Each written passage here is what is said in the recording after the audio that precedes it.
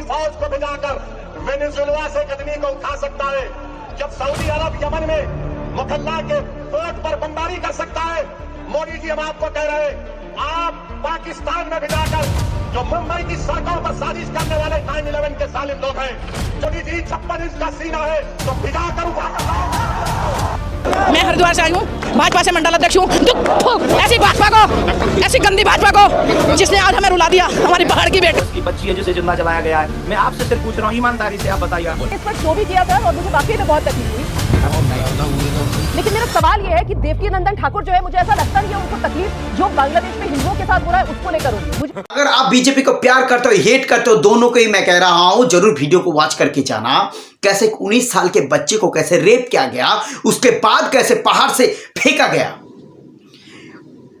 America ने कैसे Venezuela के ऊपर अटैक किया, उसके बाद उसी कंट्री के जो प्रेसिडेंट है उनको कैसे उठा करके न्यूयॉर्क अमेरिका ले जाया गया।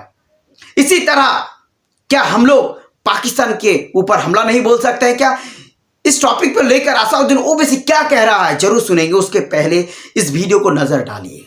ऐसे एक बीजेपी के मीटिंग हो रहा था, उसमें कह रहा है बीजेपी के कार्यकर्ता कि अगर मुझसे कोई मदद मांगे और मैं नहीं किया तो हाथ को खड़ा करें। उसके बाद कितना हाथ खड़ा हुआ इस वीडियो को जरूर देख कर जाना। और यहीं पे एक क्वेश्चन है, ये बाबा दुख, ये बाबा SRK यानी शाहरुख खान के ऊपर क्लेम लगाया जा रहा है, को जो लतेर लगाया है, जरूर वीडियो को देखना। मैं साबिर खान आप लोगों के पास हाजिर हूं सच न्यूज को लेकर। हर एक सच फैक्ट्स मैं आप लोगों के पास रखता हूं। शाहरुख खान जिसको हर एक मानता है ये बॉलीवुड का बादशाह है, लेकिन आज उसी शाहरुख खान के ऊपर उंगली उठा रहा है कोई छोटे छोटे कार्यकर्ता। ये वही शाहरुख खान है जो भारत को एक नया स्तर दिया है, ये वही शाहरुख खान है जो भारत की जो फिल्म इंडस्ट्री है उनको एक नया मुकाम दिया है। ये वही शाहरुख खान है जो हम लोग जिस भाषा में बात कर रहा है उस भाषा का नाम है हिंदी। उसे हिंदी को सबसे ज़्यादा फैलाने में, वर्ल्ड की स्तर में सबसे ज़्यादा फैलाने में यही शाहरुख खान के हाथ है। जिस काम आप लोगों की बीजेपी के कार्यकर्ता नहीं कर पाता है उस काम को करता है ये शाहरुख खान। आज उसी शाहरुख खान के ऊपर उंगली उठा रहा है। मेरा दर्द सनातनियों को है, बांग्लादेशियों में हत्या हुई है उसको है। मेरा दर्द वो 6 वर्ष की बच्ची है जिसे जिंदा जलाया गया है। मैं आपसे सिर्फ पूछ रहा हूँ, ईमानदारी से आप बताइए। रोमाना खान है या नसरन, ईमानदारी से बताइए। वो जब जिंदा जलाई गई 7 साल की बच्ची और वो तमाम बच्चियों के साथ दुष्कर्म हुआ और मंदिर तोड़े गए, आपको दर्द नहीं हुआ? ईमानदारी से बताइए। अब मैं बोलूं, ईमानदारी से सुनेंगे आप? अब मजा आएगा।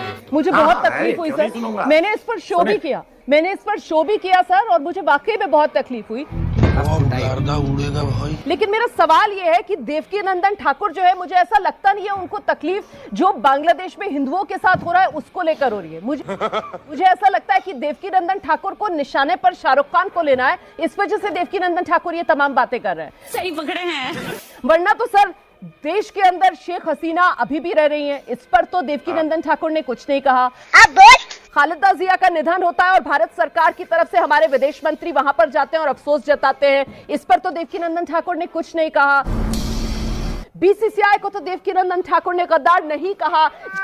जब ऑपरेशन सिंदूर ऑन था और भारत और पाकिस्तान के बीच क्रिकेट मैच चल रहा था तब भी देवकीनंदन ठाकुर ने कुछ नहीं कहा। नंगा करके नहला रहा। बांग्लादेश के साथ हमारे रिश्ते अभी भी जस के तस बने हुए हैं, भारत सरकार बांग्लादेश के साथ अपने रिश्तों पर विचार करे, ऐसा भी कोई सुझाव देवकीनंदन ठाकुर की तरफ से नहीं आया। कैसे भी करके निकाल मेरे भाई, मैं फंस गया हूं यार। इसलिए मैं तो सवाल पूछूंगी ना, आइए कोई सलाह भारत सरकार के लिए देंगे आप?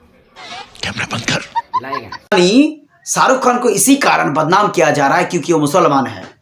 अगर इसी मुसलमान स्टार के जगह कोई अगर हिंदू स्टार होता तो उसका कोई कसूर नहीं होता, ये कसूर होता BCCI बोर्ड का। लेकिन शाहरुख खान है यानी उनके ऊपर उंगली उठाओ।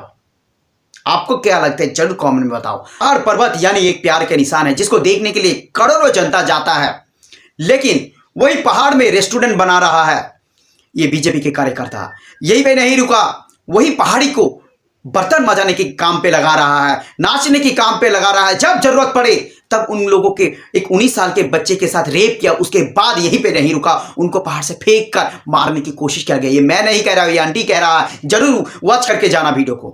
मैं हरिद्वार से आई हूँ, भाजपा से मंडल अध्यक्ष हूँ। ऐसी भाजपा भाजपा को, ऐसी गंदी भाजपा को जिसने आज हमें रुला दिया। हमारी पहाड़ की बेटी 19 साल की बेटी के साथ ऐसा बलात्कार किया और फिर उसे धक्का दे दिया।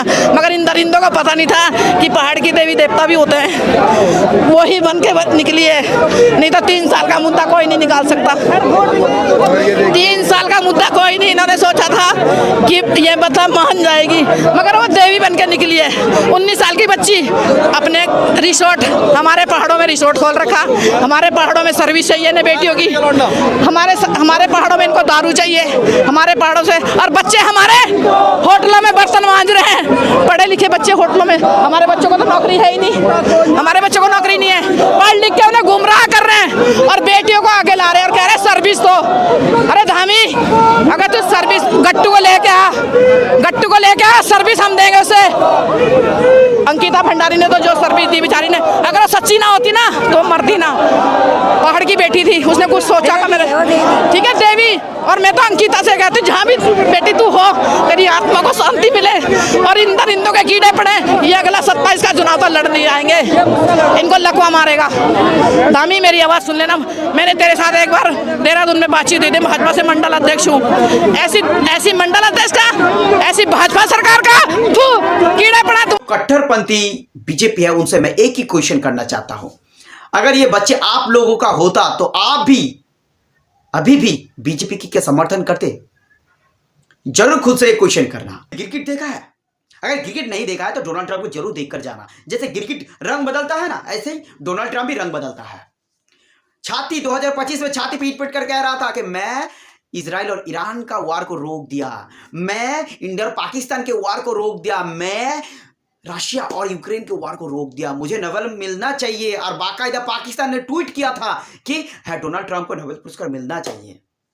लेकिन 2026 आते आते कैसे रंग बदल दिया, कैसे जज्बात बदल दिया, कैसे अचानक से वेनेजुएला के ऊपर अटैक किया, उनके प्रेसिडेंट को कैसे बंदी बना करके कैसे उनके ही सर पे यानी अमेरिका के न्यूयॉर्क में रखा। आज उनके ऊपर एलिगेशन लगाया जा रहा है कि ये तस्करी करता था ड्रग्स की। लेकिन जब भारत में अटैक हुआ था, जब भारत में टेररिस्ट अटैक हुआ था, तब ऑपरेशन सिंदूर लॉन्च किया था। जब दोनों तरफ से युद्ध शुरू हुआ था, तब कैसे डोनाल्ड ट्रंप कैसे रिएक्शन दिया था। तुरंत जब पाकिस्तान के पैसा खत्म हो गया था, कैसे तुरंत 1-2 दिन के अंदर ही उनको कैसे लोन दे दिया गया था। यही हम लोगों को सजेस्ट करता है कि वार मत करो, लेकिन जरूरत पड़ने पर यही वार शुरू करता है। इसी बारे में जब असदुद्दीन ओवैसी ने जो लतेर लगाया नरेंद्र मोदी को, जरूर सुन के जाना। आज हमने देखा कि वेनेजुएला में ट्रंप ने अपनी फौज को भिजाकर वहां के एक जमहूरी तौर पर मुंतखब शुदा सदर को एक मुल्क से, उसी के मुल्क से उठाकर अमेरिका लेकर चले गए।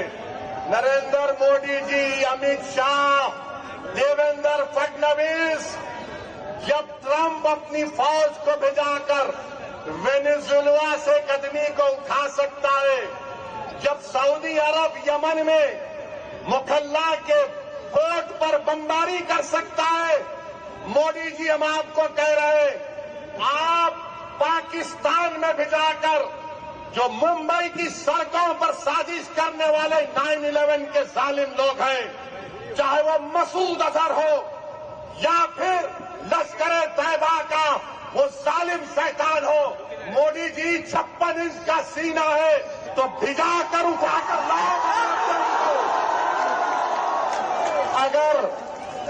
अगर ट्रंप कर सकता है तो क्या आप कम है?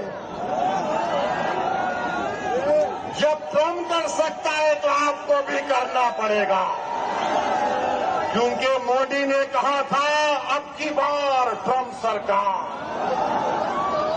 तो मेरे भाई, मुझे मालूम कि आज के भाषण के बीजेपी के कार्यकर्ता कह रहा है हम आप लोगों को कुछ दे दिया है, आप लोग कह रहे हैं हम लोगों को नहीं मिला, तो मेरा भाई आप लोगों का खैर नहीं।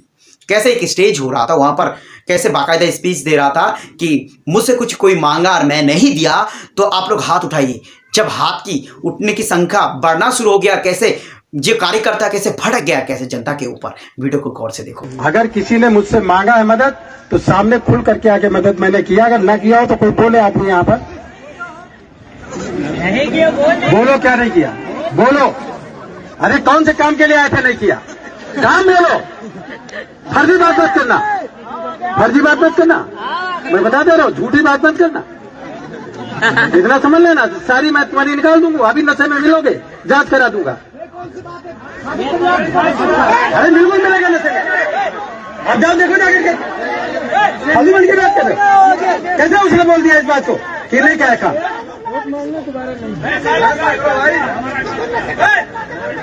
काम करते हैं लोगों का कौन आदमी है ऐसा जो कहता है? अगर काम के लिए आए हो ना किया हो तो बताओ। अगर इसी तरह इंफॉर्मेटिव वीडियो के लिए प्लीज भाई सब्सक्राइब कर लेना।